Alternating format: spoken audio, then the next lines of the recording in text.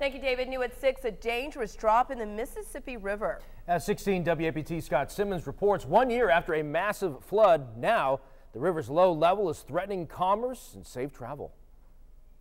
It has been anything but smooth sailing for Lester Cruz at Magnolia Marine. The transport company has had to cut back on how much it puts on barges and how many barges a tugboat can try to shove upriver.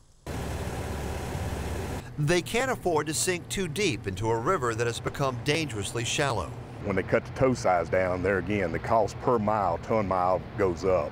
The water levels in the Mississippi have dramatically dropped, and that additional cost is being passed on to customers. In June of last year, the rising river captured national attention and the fears of farmers and residents. The change in water depth at the Mississippi in Vicksburg is dramatic. To try and give you some additional scale, check this out. We're standing on what is the equivalent of about 5 stories. And this is how far the Mississippi River has dropped in just 1 year. And port operators are still fighting the impacts of last year's flood that dumped so much silt in the river here. For the Coast Guard, it's created added attention as the river's path narrows and ships try to squeeze through.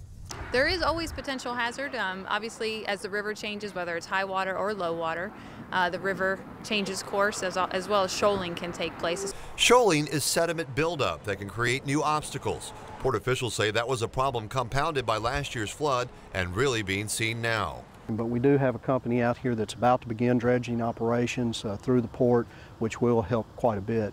In the wake of the flood, port business has been booming in Vicksburg and Warren County, a trend operators are hoping is not slowed by a river that is showing more bank than most would prefer. In Vicksburg, Scott Simmons, 16 WAPT News.